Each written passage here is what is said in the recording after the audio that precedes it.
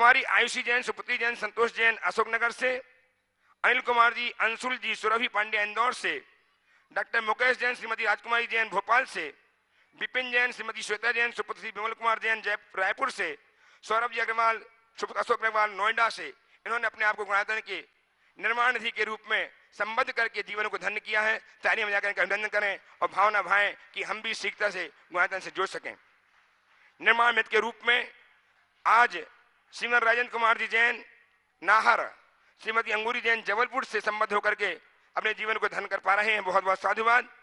इसी तरह सूत्रधार के रूप में आज अपने आप को संबद्ध किया है प्रथम सैलरी देकर के श्रीमान अनादि अनंत जैन ने, श्रेष्ठ जैन, श्रीमती सरिता जैन, आशीष जैन न्यू दिल्ली से।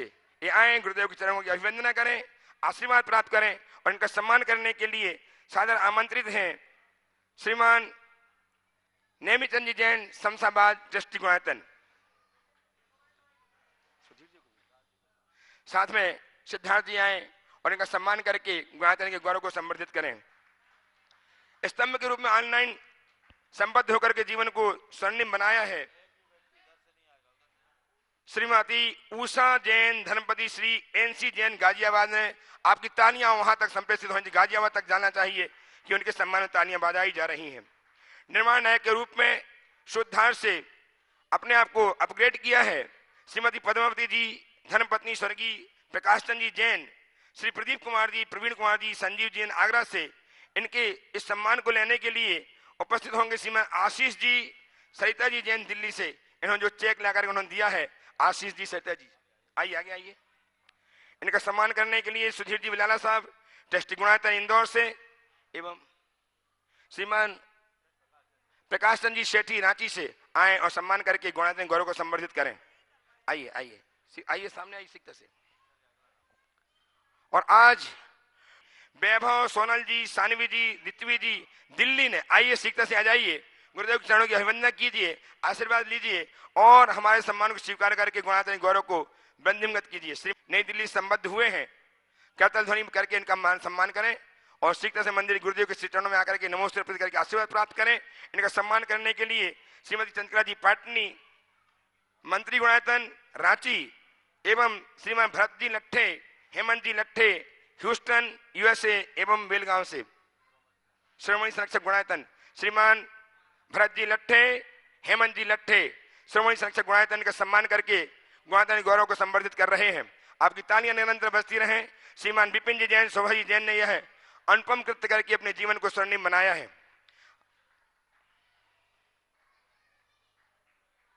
तो भव्यजनों, मैं आपको उन श्री चरणों में चलता हूं जो आचार्य भगवान विद्यासागर जी महाराज के परम प्रभाव शिष्य के रूप में जगत विख्यात है, जो गुणायतन प्रणेता के रूप में जाने जाते हैं, जिनकी भावना योग के माध्यम से लोगों ने अपने जीवन को रूपांतरित किया है, जो शंकर समाधान को सुन कर अपने जीवन को नई दिशा नई राह दे पा रहे हैं।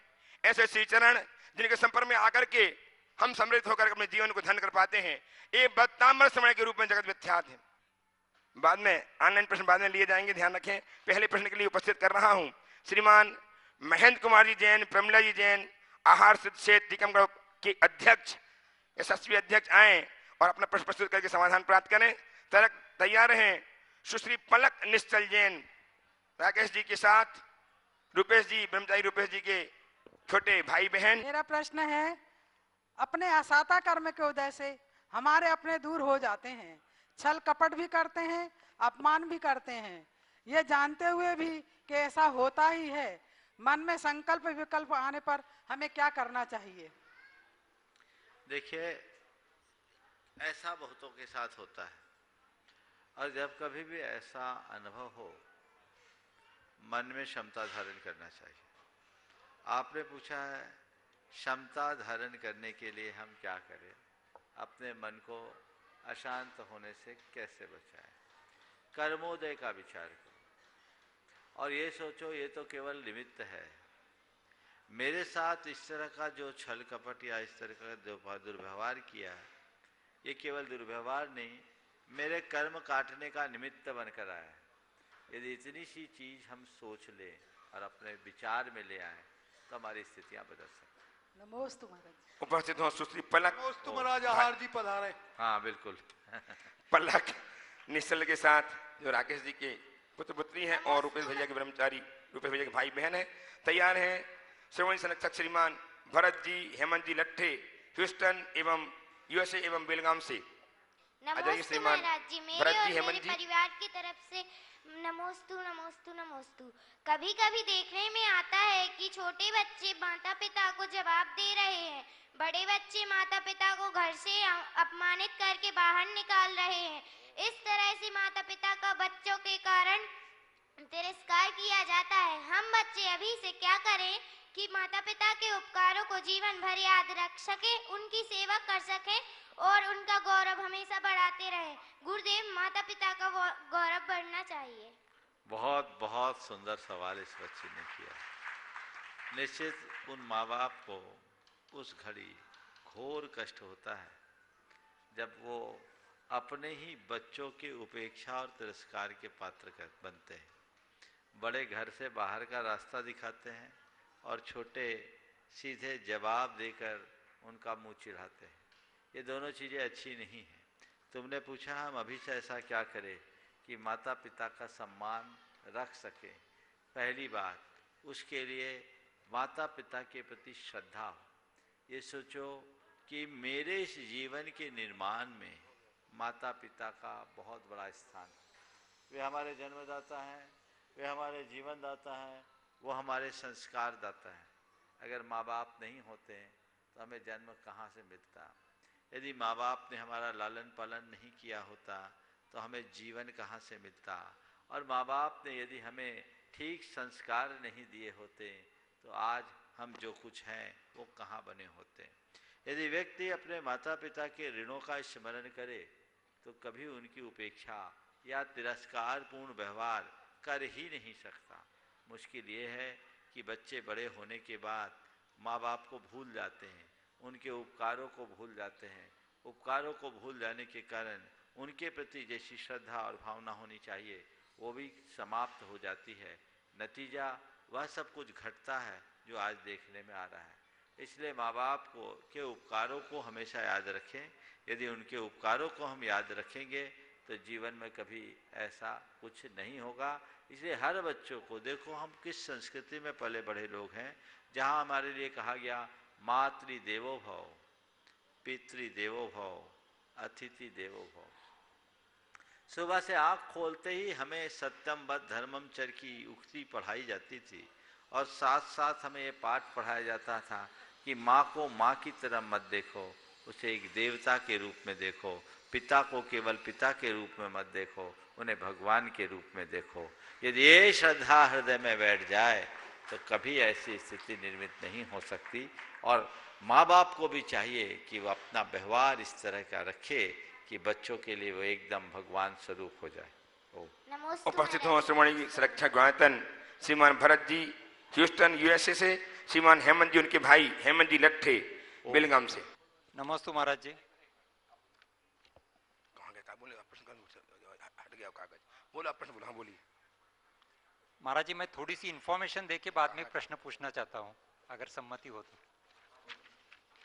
महाराज जी, नोबेल प्राइज उस साइंटिफिक डिस्कवरी को मिलता है जिसे साइंस प्रूव करती है। ऐसा ही एक सब्जेक्ट है ऑटोफेजी, यानी कि उपवास की महिमा। उपवास एक जैनों की धरोहर है जिसको आज तक कम से कम 3 नोबेल प्राइज मिले हैं। पहला Nobel prize Belgium biochemist doctor Christian Duve को मिला 1974 में डिस्कवरी ऑफ ऑटोफेजी प्रोसेस के लिए।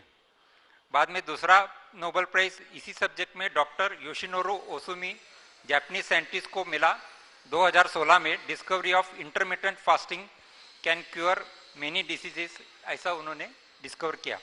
बाद में अभी 2018 में डॉक्टर होंजो को फिर से तीसरा नोबेल प्राइज मिला है जापानीज साइंटिस्ट को। उन्होंने डिस्कवर किया है कि fasting of up to 5 to 10 days can lead to buildup of immunity against diseases like cancer. तो ऐसे 3 नोबेल प्राइज हमारे उपवास को मिले हैं। मेरा प्रश्न ये है कि आचार्य श्री तो हमको चारों आहार का त्याग बताते हैं, तो ये चारों आहार का त्याग की महिमा क्या है और उसको और एक नोबेल प्राइज मिल सकता है क्या? बहुत सुंदर, बहुत सुंदर, बहुत अच्छी बात आपने रखी। और आज सबको इस बात के लिए गौरवान्वित होना चाहिए कि केवल उपवास पर 3 लोगों ने विश्व में नोबेल प्राइज प्राप्त किया। 1974, 2016 और 2018। 2016 और 18 वाले तो एक ही थे ना? नहीं, दो अलग अलग, हाँ अलग अलग थे। डॉक्टर होंजो और डॉक्टर ओशोमी। डॉक्टर होंजो और डॉक्टर ओशोमी। और 1974 में बेल्जियन साइंटिस्ट है डॉक्टर क्रिश्चियन ड्यू। क्रिश्चियन ह्यू। तो ये तीन वैज्ञानिकों ने जिस पर शोध करके ये बताया कि उपवास की साधना हमारे जीवन के लिए वरदान है। इससे हम अपनी इम्यूनिटी को भी स्ट्रांग बना सकते हैं और कैंसर जैसी जानलेवा बीमारी पर भी विजय प्राप्त कर सकते हैं। हमारी साधना में युग युगांतरों से ये चला आ रहा है। इन वैज्ञानिकों ने उपवास का आविष्कार नहीं किया। इन्हें तो नोबेल प्राइज केवल इस बात के लिए मिला, इन्हें नोबेल प्राइज केवल इस बात के लिए मिला कि उपवास कितना उपयोगी है, इंटरमीडिएट मील कितना उपयोगी है। मैं तो कहता हूं इसका श्रेय तो उन्हें देना चाहिए जिन्होंने उपवास की साधना प्रवर्तित की। वो हमारे तीर्थंकर भगवंतों ने दिया, वो हमारे आचार्यों ने दिया। और हर जैनियों को सोचना चाहिए कि हमारी ये चर्या, हमारी ये क्रिया कितनी वैज्ञानिक है। यदि हम इसको ठीक रीति से अपनाएं तो इसका कितना अच्छा परिणाम आ सकता है। तो उपवास की इस साधना को हम आत्मसात करें और लोग इसे अपनाएं। हमारे यहाँ अगर देखा जाए तो जिन्होंने रात्रि में 4 प्रकार के आहार का त्याग कर दिया, उनका आधे दिन का उपवास तो चल ही रहा है। ऐसे भी हमारे यहाँ बार बार नहीं खाने की व्यवस्था है। 1 बार भोजन करो, 2 बार भोजन करो, बार बार मुंह जूठा करना ठीक नहीं माना जाता। बहुत सारे लोग कहते थे कि नहीं, जैन लोग कम खाते हैं, बार बार नहीं खाते इसलिए बीमार पड़ते हैं। जबकि हकीकत ये है कि बार बार खाने वाले लोग ज़्यादा बीमार होते हैं। और अब विज्ञान ने भी इस बात को प्रूव कर दिया है। तो लोगों को प्रेरणा लेनी चाहिए और अपने मन का भ्रम निकाल देना चाहिए कि उपवास करने से हमें कोई दुर्बलता या कमजोरी आती है। उपवास से कोई दुर्बलता नहीं, किसी प्रकार की कमजोरी नहीं, बल्कि थोड़ा थोड़ा गैप देकर अगर आप उपवास करेंगे तो पहले की अपेक्षा ज़्यादा तरोताज और स्फूर्त महसूस करेंगे। लोगों को ये प्रयोग करके देखना चाहिए कि हमारे यहाँ बहुत पुराने समय से उक्ति रही है, लंघनम परम औषधम। उपवास को लंघन कहा और उसे परम औषधि कहा। इसमें एक बात को ध्यान रखना, हमारी संस्कृति कितनी उन्नत है और कितने आगे की बात करती है। हमारी संस्कृति में उपवास तो आध्यात्मिक आत्मशुद्धि का आधार बताया। केवल भोजन छोड़ना उपवास नहीं, भोजन छोड़कर आत्मा के पास आने का नाम उपवास है। यानी तन, मन और चेतन तीनों की शुद्धि जिससे हो उपवास। लेकिन जब हम केवल तन की शुद्धि के लिए भोजन छोड़ते हैं तो उसे उपवास नहीं कहा, उसे लंघन कहा, क्योंकि वो शरीर के लिए है। आज वैज्ञानिकों ने जिसे इंटरमीडिएट मील और उपवास की बात की है वो तन के लिए की है, पर हम कहते हैं तन, मन, चेतन तीनों ठीक होगा और इसमें भोजन का संयम होना ही चाहिए। ध्यान साधना के लिए भी उपयोगी है और अपने स्वास्थ्य के संतुलन के लिए। इसके पूर्व भरत जी लट्ठे ह्यूस्टन यूएस से अपना प्रश्न प्रस्तुत करें। इसके पूर्व निवेदन हैदराबाद से गुणातन के ट्रस्टी श्रीमान अजीत जी छावड़ा, अनिता जी, अतुल जी, बरखा जी छावड़ा अपने यहाँ पर गुरुदेव चरण के भंडार आए हुए हैं। वे नमन नमित करके आशीर्वाद प्राप्त करें और हमारा सम्मान स्वीकार करके गुणातन गौरव को संबोधित करें। हाँ। और हेमंत जी प्रश्न करें। हेमंत भरत जी लट्ठे। नमोस्तु गुरुदेव। विश्व में हम देखते हैं कि हर कोई धर्म अपनी संख्या बढ़ाने के लिए या तो परकियों पे आक्रमण करता है, पैसों की लालच देता है, या किसी और तरीके से अपने धर्म की संख्या बढ़ाते जा रहा है। इसमें हम जैनों की संख्या कम होती जा रही है। तो अपने शास्त्र में अपनी संख्या बढ़ाने के लिए, अपने धर्म का विस्तार होने के लिए क्या इलाज है? देखिए, हमारे शास्त्रों में धर्म का विस्तार बढ़ाने के लिए प्रभावना अंग है और ये कहा गया है कि जिन शासन की प्रभावना करो सर्वत्र करो, दिग दिगंत तक करो। लेकिन हमारे शास्त्र धर्म परिवर्तन की बात नहीं, हृदय परिवर्तन की बात पर बल देते हैं। आप तत्व ज्ञान लोगों के बीच रखो, जीवन के सत्य का प्रकाश सबको दिखाओ, और जो उससे प्रभावित होकर के अंदर से रूपांतरित होते हैं उनको गले लगा। धर्म भावना का ये मार्ग है। आजकल धर्म परिवर्तन के नाम पर लोग संप्रदाय का विस्तार कर रहे हैं और उससे हमारी सामाजिक कटुता भी बढ़ रही है, आपसी सौहार्द भी खंडित हो रहा है। एक दूसरे के विरुद्ध जहर भर करके किया जाने वाला परिवर्तन कतई उपकरण नहीं है। देश के विभिन्न भागों में ऐसा हो रहा है। मैंने भी देखा जहाँ एक एक साथ हजारों हजार लोगों का धर्म परिवर्तन कराया जाता है। ये सब चीज़ें हमारे भारतीय संस्कृति के सेहत के अनुकूल नहीं है। हमें चाहिए कि हम उसका पूरा ध्यान रखें और ध्यान रखते ही भी सारा काम करें, तो ये सारी स्थितियाँ व्यवस्थित हो सकती है। उपस्थित हों डॉक्टर आराधना जी जैन सतना से पुत्र कुमार सिद्ध जैन के साथ शिक्षक के साथ आ जाएं और तैयार रहें। पूना से ऋषभ जैन, नेहा जैन, ड्रीम्स विरोधय पूना। कंप्यूटर में तो कम से कम ऐसा रहता है कि हमको नेट की जरूरत रहती है, बिजली की जरूरत रहती है, उसके बिना हम कुछ भी नहीं कर सकते।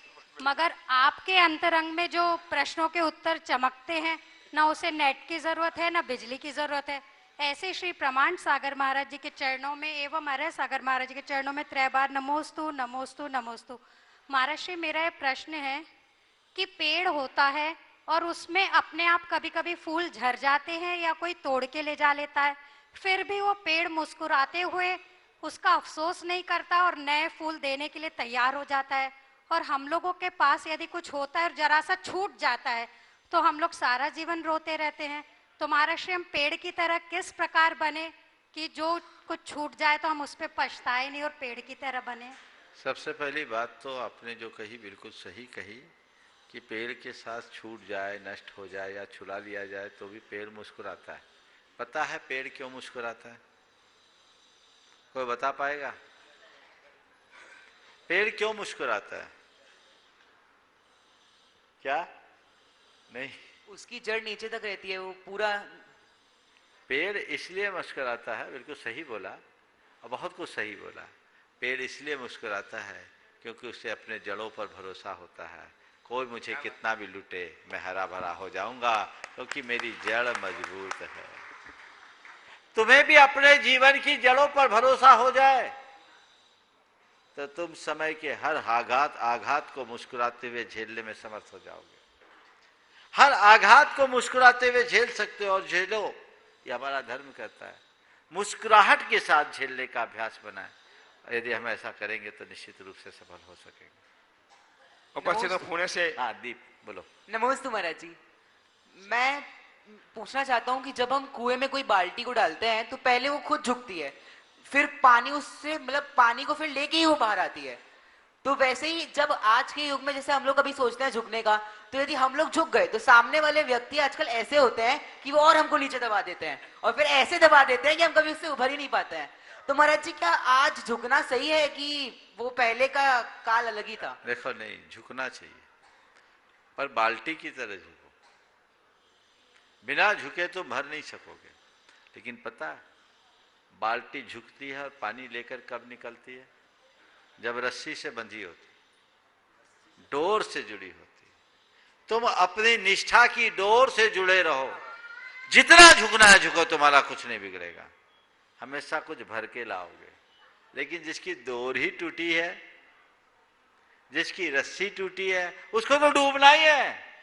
तो ऐसे मत झुको कि डूब जाओ, सदा ऐसे झुको कि भर कर ऊपर आओ। ये अपने जीवन का लक्ष्य है। उपस्थित हो पुणे से ड्रीम्स विरोधय पुणे से ऋषभ जी, नेहा जी जैन सीखता से आ जाए। उपस्थित नहीं है, तैयार रहे श्रीमान अनादि जी, अनंत जी जैन। अनादि जी अनंत जी नहीं, अनादि अनंत जैन। हाँ, एक ही नाम है। अनादि अनंत जी जैन उपस्थित हो। अनादि अनंत उपस्थित हैं दिल्ली से। उसके जब तक वो आए तब तक बेगमगंज से तपीश सरोज जिया जैन ने एक स्वर्ण अंगूठी गुणात्मक निर्माण कार्य में प्रदान की है, बहुत साधुवाद। इटारसी से श्रीमती सोना मधुर जैन ने एक स्वर्ण अंगूठी गुणात्मक प्रदान की है, बहुत साधुवाद। दमोह से श्री बबलू जैन, बबली जैन, आशीष श्रेया जैन ने भी एक स्वर्ण अंगूठी गुणात्मक की प्रदान की है, बहुत साधुवाद। एक छोटी सी लड़की संस्था जैन जो 5 साल की, doctor Saurabh ji, doctor inspector Delhi, उनकी बेटी ने एक गुल्लक प्रदान की है, अपनी संचित राशि प्रदान की। बहुत बहुत साधुवाद। आ जाएं, गुरुदेव का आशीर्वाद प्राप्त करें। नमस्ते महाराज जी। तैयार रहे। मेरा नाम अनादि मुकेश जी जैन, दिल्ली से ट्रस्टी। ओम ओम अनादि अनिधन बोलो। मैं दिल्ली से हूँ। मेरा प्रश्न ये है महाराज जी कि अभी हम 4 लोग आए, इसका पुण्य ज्यादा है या हम और लोगों को अपने साथ लेके आते हैं उसका पुण्य ज्यादा है? क्योंकि आमतौर पे लोगों का ये रहता है कि मेरे पैर में दर्द है तो मैं जाके क्या करूँगा, या फिर उनके पीछे घर में कुछ हो ना जाए, तो उन लोगों को कैसे मोटिवेट किया जाए कि मैं अपने साथ उनको ला सकूं? देखिए, बहुत सारे लोगों को लाने का प्रयास करना चाहिए। अकेले आने की अपेक्षा सामूहिक रूप से आए तो अति उत्तम है। और जब हम समूह में आते हैं तो उस निमित्त से उन लोगों को भी वंदना का लाभ मिल जाता है जो अपने सहारे नहीं ला पाते, और उनको मोटिवेट करना चाहिए कि चलो हम हैं आपके सहारे, आप चिंता मत करिए, हम आपकी सारी व्यवस्था कर देंगे, अगर आप हमारे साथ चलेंगे तो आपकी भी वंदना हो जाएगी। लेकिन उनके चक्कर में हमारी वंदना न छूटे, इतना ध्यान रखना चाहिए। समझ गए? चलिए, बहुत बढ़िया। नमस्कार। बहुत श्रद्धा के साथ आमंत्रित कर रहा हूँ श्रीमान मुकेश जी, संगीता जी जैन को, जो आज गुवाहाटी से ट्रस्टी के रूप में संबद्ध हुए हैं। आए अपने परिवार के साथ। ऋषभ जी, साक्षी जी, वैभव जी, सोनल जी, सानवी जी, ऋत्वी जी जिनके साथ दिल्ली से हमारे बीच में है, सीखता से आए। गुरुदेव के चरणों की अभिवंदना करें। दिल्ली से हमारे बीच में मुकेश जी, संगीता जी जैन, ऋषभ जी, साक्षी जी, वैभव जी, सोनल जी, सानवी जी, ऋत्वी जी, आइए गुरुदेव के चरणों की अभिवंदना कीजिए, आशीर्वाद प्राप्त कीजिए। इनका सम्मान करने के लिए आमंत्रित कर रहा हूँ श्रीमती चंद्रिका जी पाटनी एवं श्रीमती लता जी गंगवाल, द्वय मंत्री द्वय गुणायतन, एक गया से रांची से आए शिक्षा के साथ। सम्मान करें हमारे मुकेश जी परिवार का, और तालियां आपकी लगातार सम्मान में बजती रहें। इन्होंने आप अपने उदार भाव प्रकट करके अपने जीवन को धन्य किया है। लता जी गंगवाल आ जाए प्लीज, मंत्री गुणायतन लता जी गंगवाल गया से। और यह बिटिया संस्कृति, जो संस्था जिसने अपनी संचित राशि गुणायतन के लिए देने के भाव बनाए हैं, बहुत बहुत साधुवाद के साथ आओ बेटी, नमस्ते करो महास्त्री को।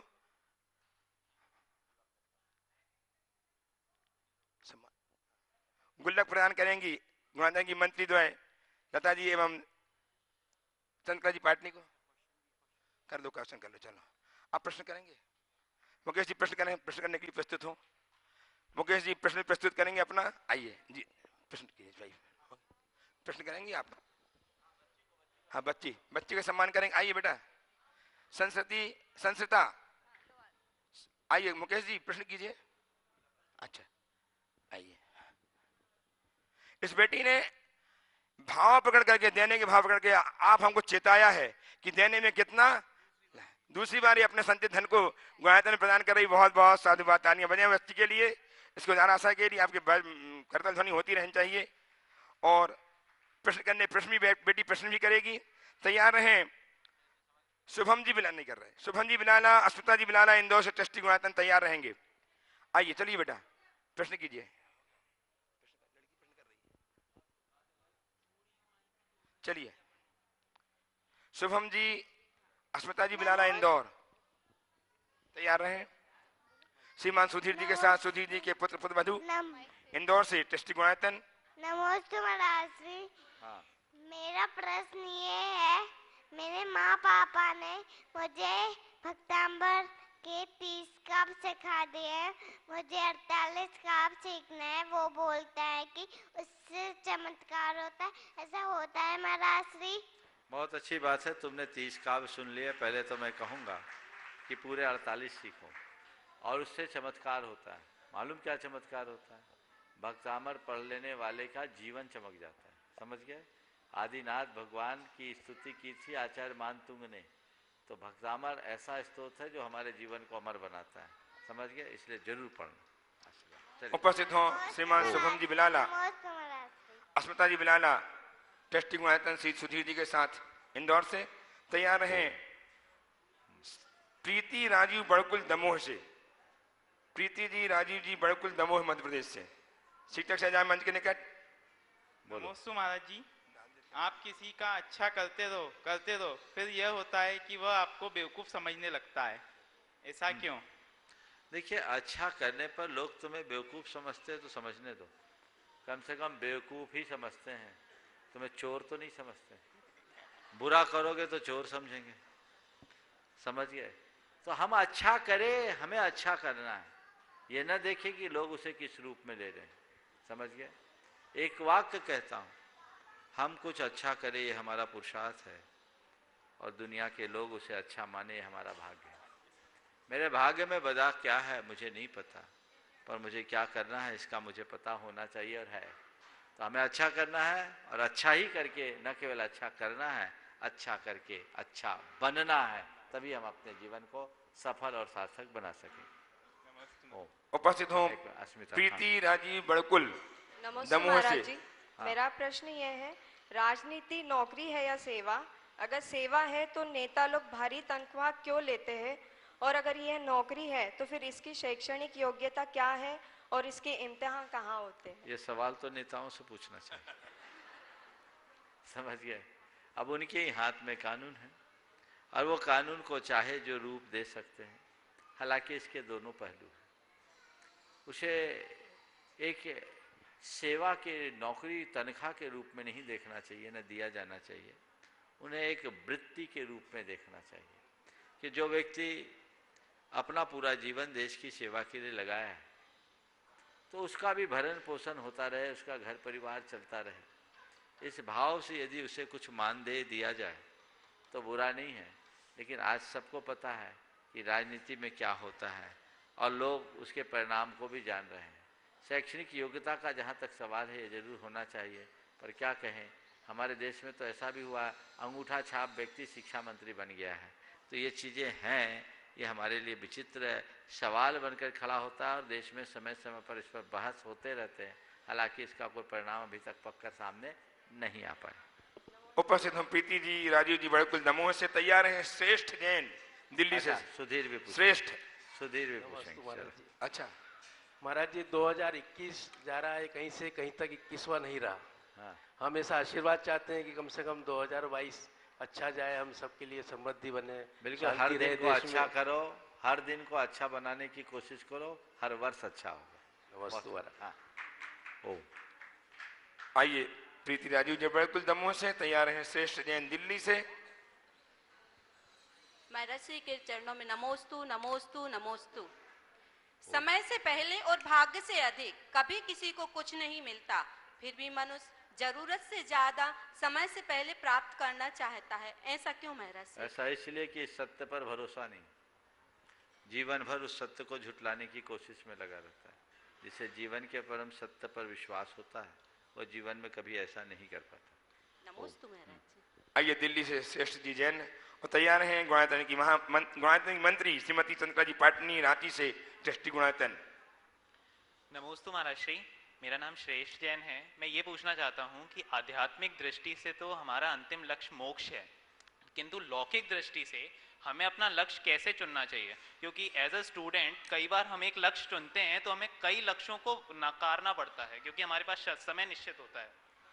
देखिए, बहुत अच्छी बात है आपने पूछा है। हमारा अल्टीमेट गोल मोक्ष है, पर वर्तमान जीवन में हमारा लक्ष्य कैसा होना चाहिए? मैं कहूँगा मोक्ष को अपने जीवन का अंतिम लक्ष्य मानते हुए अपने गार्हस्थ्यिक और कौटुंबिक दायित्वों की पूर्णता करते हुए आगे बढ़ने का काम होना चाहिए। गृहस्थों के लिए कहा गया त्रिवर्ग को अपनाओ। त्रिवर्ग क्या है? मोक्ष को लक्ष्य रख के धर्म के साथ अर्थ और काम का आश्रय लो। तो हम अपना जीवन निभाए, उसके लिए धर्म है। धर्माचार हमारे लिए लोक और लोकोत्तर दोनों हितों की पूर्ति करने का आधार देता है। धर्म के साथ हम जुड़ेंगे, अर्थ का उपार्जन भी करें, काम का आश्रय भी लें, यानी गोरख धंधा और घर गृहस्थी के सारे कार्य हो जाए, पर धर्म से हमारा मन जुड़ा रहे, तो निश्चित तौर पर हम अपने जीवन को उपलब्धियों के शिखर पर पहुंचाने में समर्थ बन सके। महाराज, स्टूडेंट लाइफ में जब हम कोई डिसीजन लेते हैं तो कैसे चुने कि ये लक्ष्य मेरे लिए सही है या नहीं? स्टूडेंट लाइफ में मैं इतना कहूँगा, जो भी अपना लक्ष्य है वो लक्ष्य चुने।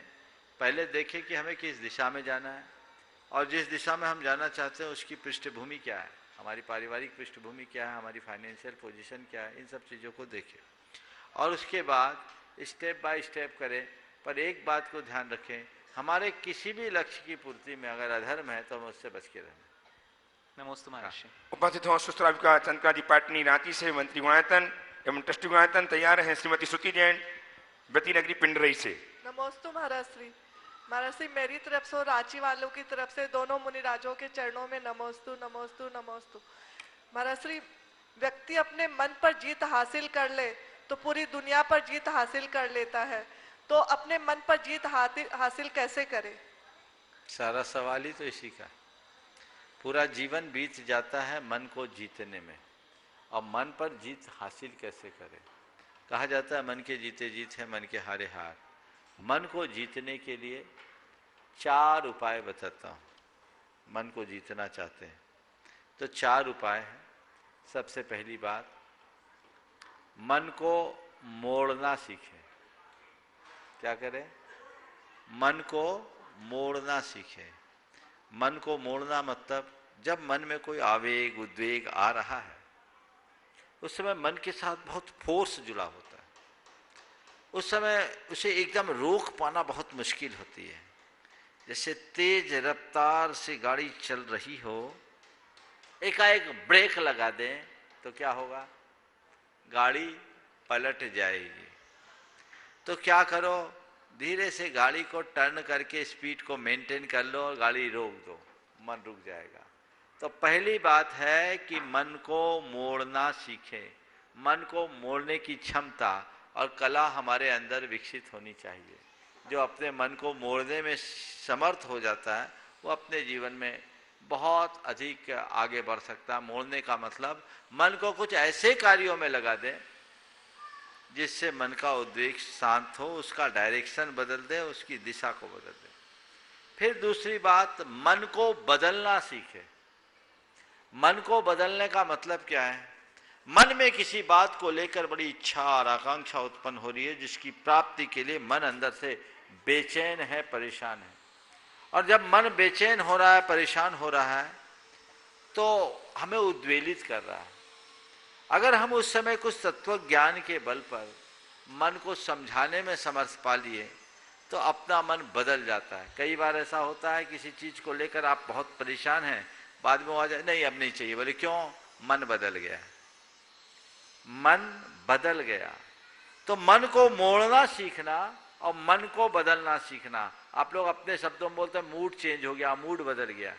तो मूड बदल देना, मन को बदलने की कला जिसके पास तत्व ज्ञान है वो बहुत आसानी से सीख सकता है। हम तत्व ज्ञान के बल पर अपने मन को बदलने में समर्थ हो सकते हैं और हमें हमेशा अपने मन को बदलने का अभ्यास करना चाहिए कि कहीं कुछ ऐसा हो रहा है, तत्व ज्ञान लें और मन को बदलने में लगा दें। अगर मन बदल गया तो खेल ही खत्म हो जाता है। जब भी उद्वेग आए मन को बदलें। तीसरी बात, मन को मार्गदर्शन देना सीखें। मन को मार्गदर्शन दें। जब कभी मन में इधर उधर की बातें आती हैं, मन को हम सम्यक दिशा दर्शन देना शुरू करें, मन को समझाना शुरू करें। अगर हमारी बात मन मान जाता है तो फिर मन के साथ फिर कोई दिक्कत नहीं होती। हमारी परेशानी तभी होती है जब हम मन की मानते हैं और उस क्षण हमारी जीत हो जाती है जब मन हमारी मानने लगता है। आप अपने मन से पूछो, मन की मानने के लिए हमेशा तत्पर रहते हैं, मन को मनाने का हम कितना प्रयास करते हैं। मन को सही मार्गदर्शन दो। जैसे एक बच्चे को मार्गदर्शन देते हैं, उदंड से उदंड बच्चा भी सही मार्गदर्शन से अपने आप को बदल देता है। लेकिन हम मानते रहेंगे तो मन हमें दौड़ाता रहेगा। तो मन को मनाने की कला सीखें। मन मान गया, खेल खत्म। और चौथी बात, मन को मूल लक्ष्य से बांध कर रखें। हमारा जो लक्ष्य है उससे बांध दें, बस इससे तुम्हें हटना नहीं है। तुम्हारी सब सुनेंगे पर अभी हमारा लक्ष्य ये है, तुम्हें इस पर ध्यान देना होगा, अभी तुम्हें इससे बंध के रहना होगा। मन यदि लक्ष्य से बंध जाता है तो मन कभी नहीं डगमगाता। तो मन को मोड़ना, मन को बदलना, मन को मनाना या मार्गदर्शन देना और मन को मूल लक्ष्य से बांध देना, ये ऐसे साधन है जिससे हम अपने मन पर विजय पाने में समर्थ हो सकते हैं और अपने जीवन को ऊंचा उठा सकते हैं। श्रीमती श्रुति जैन उपस्थित हों उसके पूर्व कमला जी जैन, स्वर्गीय महावीर साथी जैन, नगीना नूर हरियाणा, इन्होंने स्वर्ण कार्य के लिए एक अंगूठी प्रदान करके अपना जीवन धन्य किया है। बहुत बहुत साधुवाद। रेखा जी जैन, राजकुमार स्वर्गीय राजकुमार जी जैन, नगीना नूह हरियाणा उपस्थित हों तो अपने स्थान में खड़े होकर आशीर्वाद प्राप्त करें। इन्होंने भी एक जोड़ी कान के टाप से स्वर्ण कार्य में निमित्त प्रदान किए, बहुत बहुत साधुवाद।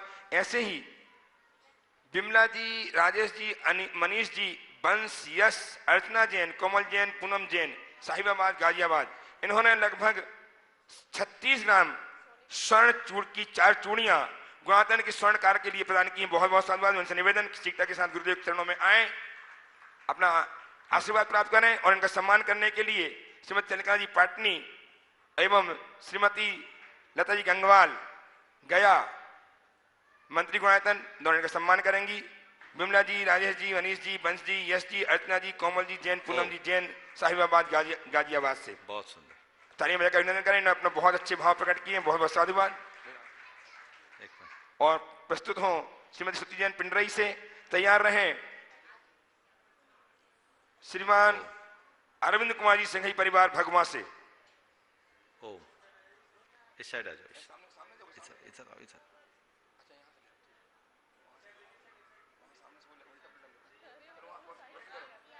प्रश्न करो, प्रश्न। ओम बोलिए। गुरुदेव के चरणों में कोटि सा नमोस्तु। श्रेयस विशेष प्रज्ञा तीनों बच्चों का नमोस्तु नमोस्तु नमोस्तु। महाराज श्री ऐसे रिश्ते कैसे बनाए कि जिसमें शब्द कम और समझ ज्यादा हो, और बातचीत झगड़े कम और बातचीत ज्यादा हो, प्रमाण कम और प्रेम ज्यादा हो।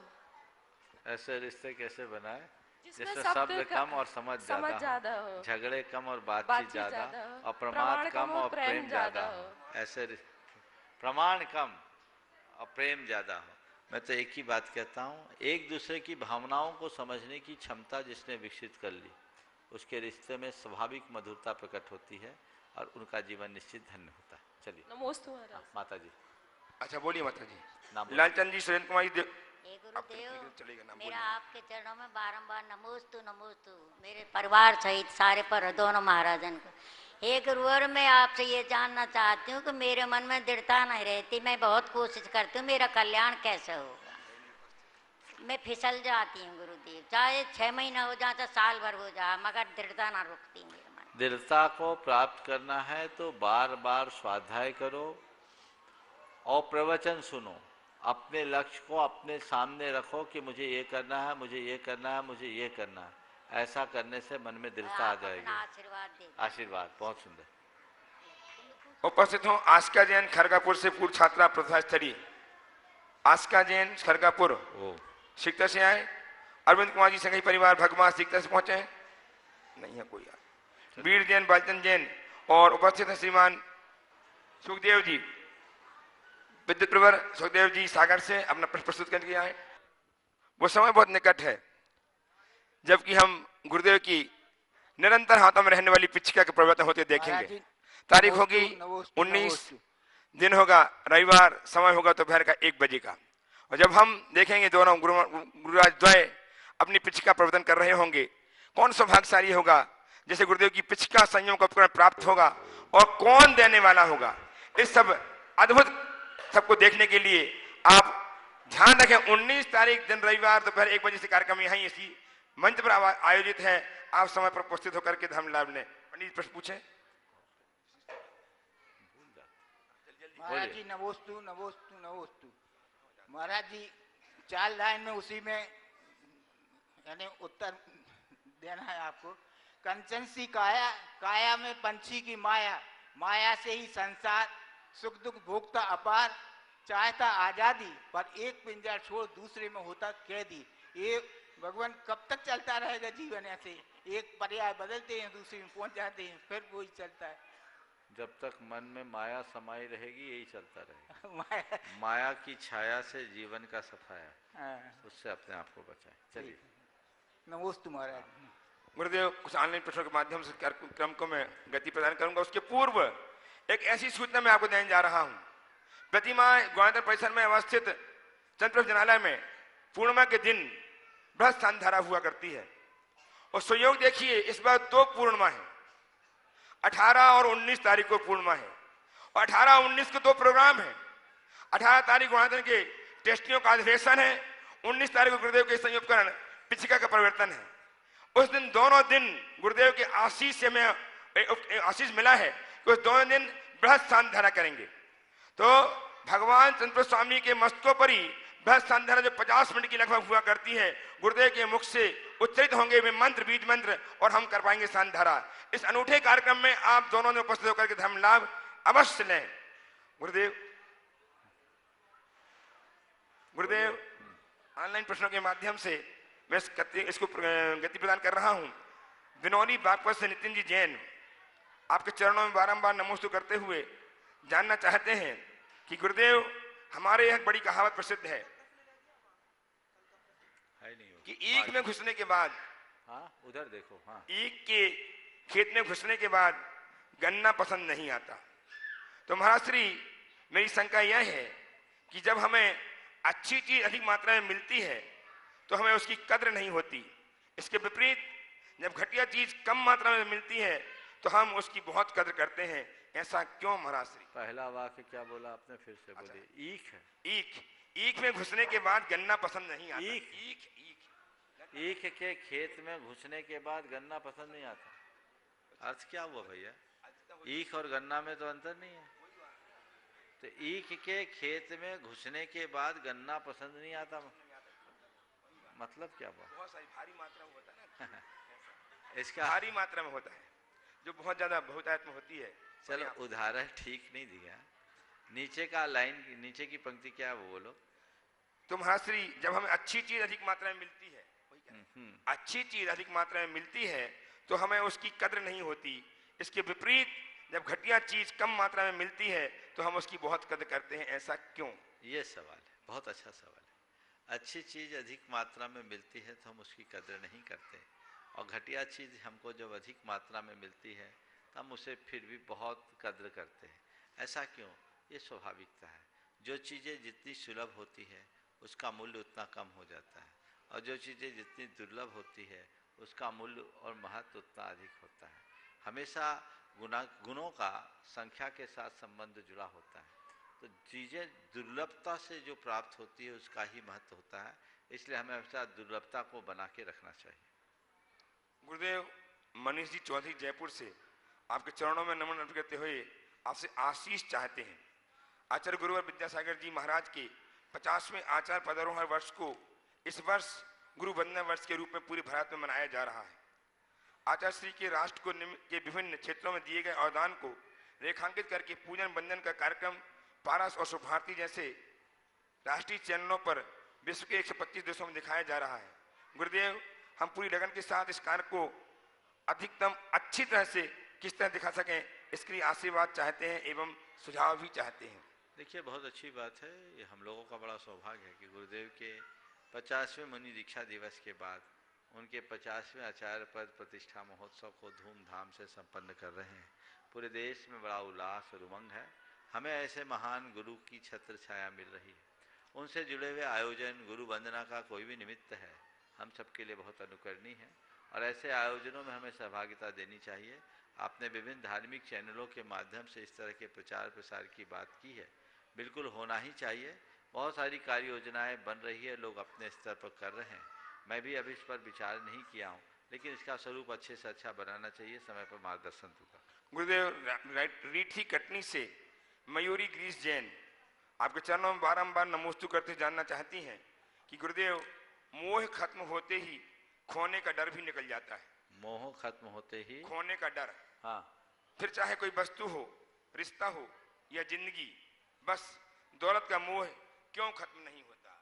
मोह खत्म होने पर वस्तु का डर खत्म हो जाता है। फिर चीजें खो जाए तो मोह खत्म क्यों नहीं होता? यही तो विडंबना है। अगर मोह खत्म हो जाए तो खेल ही खत्म हो जाए। बहुत कठिन है। मोह हमारी आत्मा का हनन करता है। जिसने मोह का हनन कर दिया उसको मोक्ष मिल गया। पर मोह ऐसी चीज है जो जान करके भी हमें अनजान बना देती है। जीवन के तमाम अनुभवों को झुठला दे, उसका नाम मोह है। जो हमें सत्य के मार्ग पर टिकने न दे, वो मोह है। और ऐसे मोह को जब तक हम नियंत्रित नहीं करते, मुक्ति नहीं मिल सकती। हो गुरुदेव, सुहाद्र जैन जबलपुर से आपके चरणों में कोट से नमन अर्पित करते हुए जानना चाहते हैं कि गुरुदेव, अहंकार एवं स्वाभिमान में अंतर कैसे किया जाए? अनेक बार बताया। हाँ। यदि हम अपने किसी प्रियजन का अपमान होते देखें तो इसमें हमारी प्रतिक्रिया क्या होनी चाहिए, जबकि जब वह व्यक्ति उससे प्रभावित ना हो, पर हमारा इस स्थिति में क्या कर्तव्य है?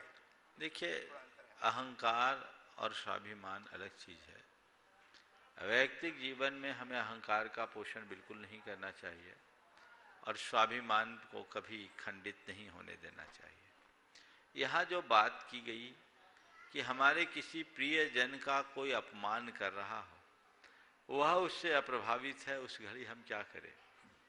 ये सवाल स्वाभिमान का नहीं, ये सवाल अपने सम्मान की रक्षा का है। अपने मान को सुरक्षित रखना भी आप आम गृहस्थों का दायित्व है और उस दृष्टि में अपने मान की रक्षा करनी चाहिए, उसके लिए प्रयास करना चाहिए। हमारे यहाँ विरोधी हिंसा को इसीलिए तो स्वीकार किया गया। गृहस्थों के लिए विरोधी हिंसा को क्षम्य कहने का प्रयोजन भी यही है कि यदि ऐसी कोई स्थिति बनती है तो हम उसे स्वीकार करें और उसके अनुरूप उनके साथ व्यवहार करें। अगर कोई व्यक्ति हमारे अपनों का अपमान करता है तो हम पहले उसे विनम्रता से समझाने की कोशिश करें, और यदि संभव नहीं है तो आपके लिए सब प्रकार की नसीहत देने की व्यवस्था वो देना चाहिए। मान की रक्षा करना भी कतई उचित है। ऐसा नहीं है कि एक आम व्यक्ति पूरी तरह से मान मुक्त होकर के जीता है। वैयक्तिक जीवन में हम इन सब चीज़ों को तिलांजलि दे सकते हैं, लेकिन उसका असर अगर सामुदायिक जीवन पर पड़ता है तो उसका प्रतिवाद करना कतई बुरा नहीं।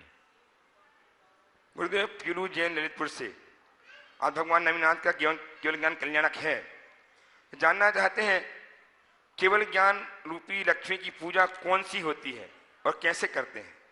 अगर हम गाड़ियों या अन्य प्लास्टिकों पर या अन्य प्लास्टिकों पर भगवान के नाम अंकित कर लेते हैं, लेकिन कुछ समय बाद वह वस्तु जीर्ण शीर्ण हो जाती है, तो वस्तु के हिस्से का क्या करना चाहिए जिस पर भगवान का नाम अंकित है? कृपया समाधान एक साथ दो सवाल है। हाँ। पहला सवाल, केवल ज्ञान लक्ष्मी की पूजा क्या है? जिनवानी की पूजा ही केवल ज्ञान लक्ष्मी की पूजा है। हम उसकी पूजा करें, शास्त्र की पूजा करें, उसमें सब चीज़ें आ जाए। और किसी भी वस्तु पर यदि हम भगवान का नाम अंकित करते हैं और जीर्ण शीर्ण हो जाए तो उसे हमें रिसाइकिल की व्यवस्था में दे देना चाहिए। गुरुदेव सुरभि सतीश जी जैन पाटन परिवार कटनी मध्य प्रदेश से आपके चरणों में बारंबार नमोस्तु करते हुए जानना चाहते हैं कि गुरुदेव, बिना मुहूर्त के पैदा होकर जिंदगी भर शुभ मुहूर्त के चक्कर में फंसा आदमी एक दिन बिना मुहूर्त के निकल जाता है, तो मुनिश्री, मुहूर्त का प्रत्येक इंसान के जीवन में क्या महत्व है? क्या ऋषि मुनि संत भी इस बात को मानते हैं और इनका हमारे जीवन में क्या प्रभाव पड़ता है? क्या इनके ना मानने से हमारे जीवन में कुछ अच्छा बुरा भी घटित हो सकता है? कृपया समाधान दीजिए। देखिए, बहुत अच्छा सवाल है। बिना मुहूर्त के जन्म लेने वाला मनुष्य जिंदगी भर मुहूर्त के चक्कर में पड़ा रहता है और अंत में बिना मुहूर्त के मर जाता है। बहुत अच्छा वाक्य। सवाल है मुहूर्त का, मुहूर्त पर विचार करना चाहिए या नहीं, ये एक महत्वपूर्ण सवाल। तो मुहूर्त पर जहाँ तक विचार करने का सवाल है, कतई निषिद्ध नहीं है। शास्त्रों में मुहूर्त का वर्णन है, पर यह कोई जरूरी नहीं कि हम मुहूर्त पर विचार करें ही। जब काम हो जाए तभी मुहूर्त। मैं अगर मुहूर्त शास्त्र की बात करूं तो मुहूर्त शास्त्रों के अनुसार जब मैंने मुहूर्त शास्त्र पढ़ा तो अंत में बताया, एक पंचकल्याणक के लिए 108 बातें शोधो। वो 108 बातें सही हो तो पंचकल्याणक का एक मुहूर्त होता है। ऐसा 5-7 साल में एक बार होता है। तो क्या ऐसा तो नहीं होगा पंचकल्याणक कराने, तो क्या करें? तो कहा कि इसमें जितने अधिक से अधिक हो जाए वो कर लो। बोले अधिक भी नहीं मिल रहे तो क्या करें? बोले नकारात्मक ना हो तो हो जाए। बोले वो भी नहीं मिल रहे, काम जरूरी, तो क्या करें? बोले एक काम करो, ज्यादा जरूरी काम है तो लग्न बल देख करके काम कर लो। बोले लग्न बल भी नहीं मिल रहा है तो क्या करें? बोले नवमांश निकाल करके कर लो। बोले नवमांश भी अनुकूल नहीं मिल रहा है तो क्या करें? बोले मनोबल से काम कर लो। हमने कहा ये बात मैंने पहले दिन पढ़ ली होती तो इस पूरे ग्रंथ को पढ़ने की जरूरत नहीं है। पहले दिन पढ़नी होती तो ये स्थिति नहीं होती। तो ज्योतिष शास्त्र में, मुहूर्त शास्त्र में खुद इतनी फ्लेक्सिबिलिटी है।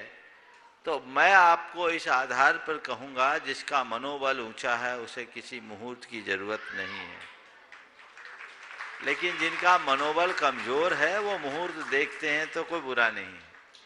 मुहूर्त देखो, देख कर चलो, लेकिन एक बात ध्यान रखना, रामचंद्र जी का मुहूर्त देख करके ही विवाह हुआ था और पूरा पासा ही पलट गया, है ना। लौकिक दृष्टि से पासा पलटा दिखता है, पर परमार्थ दृष्टि से देखा जाए तो सही मुहूर्त पर विवाह हुआ, नहीं तो उनका वनवास नहीं होता, और वनवास नहीं होता तो रामायण ही नहीं बनती, और रामचंद्र जी भी नहीं बन पाते। इसलिए जो हो अच्छा हुआ। तो मुहूर्त देखिए, जिनका मनोबल कमजोर है वो मुहूर्त देखे, उससे हमारा माइंडसेट ठीक हो जाता है, काम करने की उमंग बढ़ जाती है, आत्मविश्वास बढ़ता है। जिनका मनोबल मजबूत है उन्हें किसी मुहूर्त की जरूरत नहीं है। जहाँ तक संतों की बात है, वो भी मुहूर्त देखते हैं क्या, शास्त्रों में विधान है मुहूर्तों का, देखते हैं तो कोई बुरा नहीं। मैं भी कभी देखता था, आजकल मैंने मुहूर्त देखना बंद कर दिया। मैं मनोबल से ही काम करता हूँ, और अति स्थूल कुछ थोड़ा बहुत देख लिए तो देख लिए। पहले शुरुआत के दिनों में मैं हर कार्यों में मुहूर्त देखा करता था, पर मुझे लगा कि इसमें ज़्यादा समय देने की ज़रूरत नहीं है। जो काम जिस समय हो जाए वही उसका मुहूर्त समझ लेना चाहिए, और उसी में हमारे जीवन का उद्धार समझना चाहिए। यही हमारे जीवन के रास्ते का एक सर्वश्रेष्ठ माध्यम है। अभी आप सबसे कहा गया पूर्णमासी के दिन के अभिषेक का, हमेशा पूर्णमासी के दिन अभिषेक होता था, बृहद अभिषेक। इस बार सब व्यस्ततावश हो नहीं पाई, एक बार या 2 बार हुआ।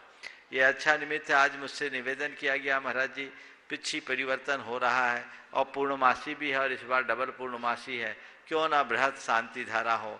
तो मैंने कहा चलो भाई, ये लाभ सबको मिल जाना चाहिए। इस बार 1008 मंत्रों के माध्यम से भगवान की शांति धारा आगामी 18 तारीख और 19 तारीख दोनों दिन होगी। जो 50 मिनट की शांति धारा होगी, वो 2 दिवसीय आयोजन की सूचना आप सबको दे दी गई। पिछी परिवर्तन और आपके जाकर अधिवेशन की, जो वार्षिक अधिवेशन, राष्ट्रीय अधिवेशन होता है, ये अच्छा सुयोग है कि ये गुणायतन परिसर में होने जा रहा है। सभी लोग इसका लाभ लें और शांति धारा का जरूर लाभ लें। शांति धारा जो यहाँ लाभान्वित होंगे तो लेंगे ही, जो घर बैठे भी ले सकेंगे वो ले सकेंगे। इस तरह के मंत्रों का अपना प्रभाव है जो हम सबके जीवन के लिए बहुत कल्याणकारी और श्रेष्ठ बनता है।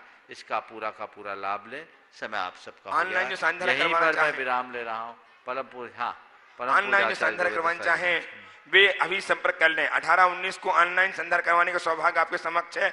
आप कार्यालय में संपर्क करके लाभ ले सकते हैं। बोलिए आचार्य भगवान विद्यासागर जी महाराज की।